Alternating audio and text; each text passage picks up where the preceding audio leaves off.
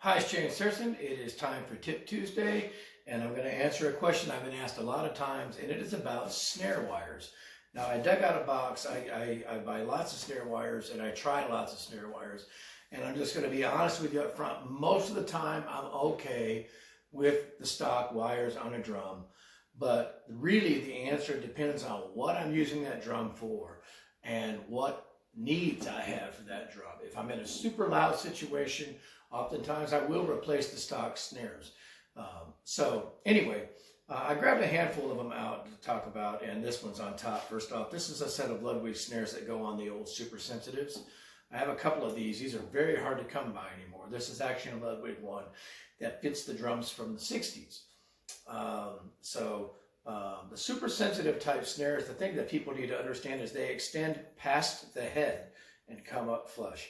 So anytime you have a drum where the snares extend past the drum head, oftentimes it's very difficult to get those super tight because they pull more to the outside than they do up. And when you try to pull them up, it makes the snare wires bow away. So those are drums designed, like the snare super sensitive is called, to be very sensitive. They're very great in orchestral situations. I've got a couple of Premier drums that still have those, and that's what they're best at. So anyway, if you have that type of drum, you got to get drums that extend past, and they're all different. This fits the Ludwig mechanism. You put that back in this box. Very hard to come by. I bought this one time. This is from Rhythm Tech, and it's the active snare gate system. Basically, it has a housing that goes around the drums. This is for a 13-inch drum, and the idea behind this is it keeps the drums pressed against the head a little bit more differently than maybe similar to what the old Rogers type thing would be. It was okay, not great. I put it on a 13, took it back off, still have it. Standard Gibraltar snare wires. I don't have a problem with these. This is for a smaller snare, like a 12-inch or 10-inch snare, probably a 12. And it has the plastic straps. I'm not a fan of the plastic straps because I feel that over time they tend to stretch and start slipping, especially when you're playing really, really loud gigs. Standard gigs that aren't loud, fine. However, if you're going to use the straps, I actually prefer cord most of the time, or ribbon. Snare cord being like the string.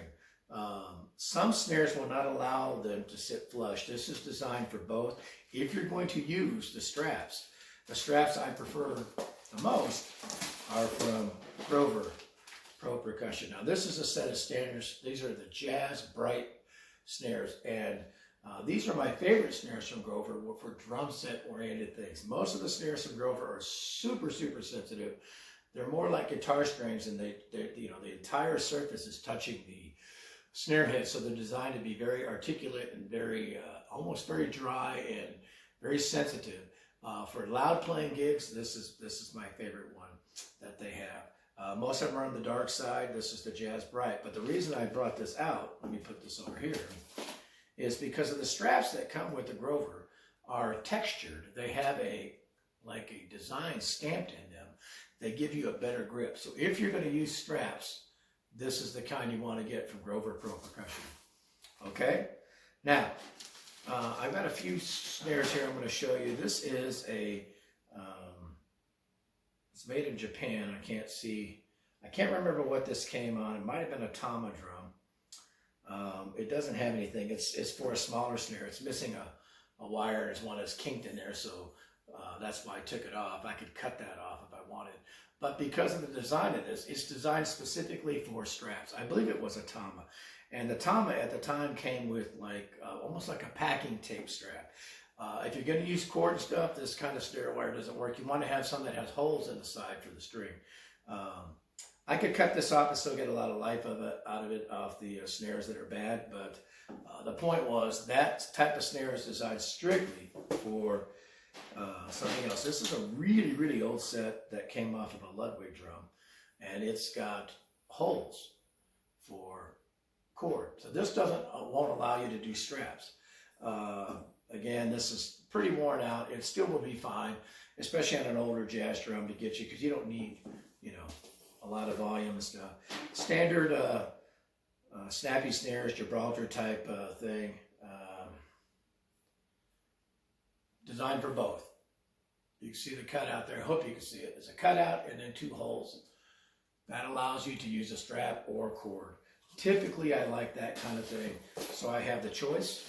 Now, I'm going to talk about a few. I have quite a few Pure Sounds here, and I'll get into that last. Here's a set of the, it's in a Pure Sound box, but it's a set of Thomas snares that are designed for both the strap or the cord. And you see inside there's some blue cord. Now, that came with a set of the Pure Sounds. Now, the reason I wanted to talk about those is I'm very anti the blue cords. If you're going to use it on a metal drum only. The cord is like a cable, and it's very, very hard, and it will gouge out and change the bearing edge of a wood drum. So I don't use those at all. And here's another set of wires. I tried the blasters from Pure Sound. If you're in a super, super loud gig, it's pretty good. They were a little raspy sounding to me. I actually just prefer the standard Pure Sounds. So now I'm going to get into quite a few things with the Pure Sound stuff. This is an older one. It has both the cutouts for cord or straps, as do most of these. And the way they're cut, it allows the cord to go underneath if you need it to, and still have the snare sit flush against the head. I like the Pure Sound Snare Wires. I don't have a problem with them at all, except here's several sets. Here's a wider set. The problem I have with Pure Sound, you notice I don't have any of the stuff that comes with it. And this is nothing against Pure Sound, but the quick release clips, I cannot stand them. They look like a cotter pin that goes over a ribbon, and they're designed for quick release. But the reason I can't stand those things, and I tried them once and just never used them again. If you take the snare wires, to me, when you put that on, it makes it kink to the side. It doesn't seem to hold it perfectly even. So I've always had a hard time getting the snares to sound really good when I've used that. So I just, toss those to the side, and I usually go to the store and buy ribbon, or I use cord. So I like the Pure Sound snare wires quite a bit. Another wire that I don't have, I have on a couple of drums, is from, I say Canopus, some people say Canopus. I like that quite a bit. And the snare wires that I got on the Crush snare drums that I have, I've actually since sold those drums, but I like those snare wires quite a bit. It was a combination of steel and like a bronze wire. So now I put this Ludwig drum here for a reason. This is the standard Ludwig snares, but what I've done is replaced the plastic straps with a cord. Now I got gray because they were out of black at the time. I prefer obviously black. It's like a heavy duty ribbon. I like it quite a bit. I like that or snare cord. And if I use some kind of strap, because of the type of connections that it has, I will go with a Grover type of thing. So most snare wires are fine with me. This particular drum I wouldn't use in a loud rock setting because the hoop would just destroy the drumsticks. But when I use a heavy backbeat 2 and 4 earplugs type loud rock situation, most of the time I've upgraded from the standard snares to Pure Sounds or something that has a little bit better soldering. I've always had problems with snares popping off, and I don't tighten my snares a lot. Most people would think they're too loose, but to me, when you over tighten them, you choke the drum. So I'm okay with, like, if you buy a Yamaha snare, of which I have like 14 or 15 Yamahas, the standard snares that come on there, I like quite a bit. But when they pop, I don't go out and specifically buy Yamaha snares. I just usually buy an accessory snare thing like a Pure Sound or any other company that has them out there. Most of the drums that come in the upper line pearls, I like the snare wires that are on there. They're very similar to some of the Pure Sounds. So, and I'm okay, like I said, with just a Gibraltar set, or I guess you could say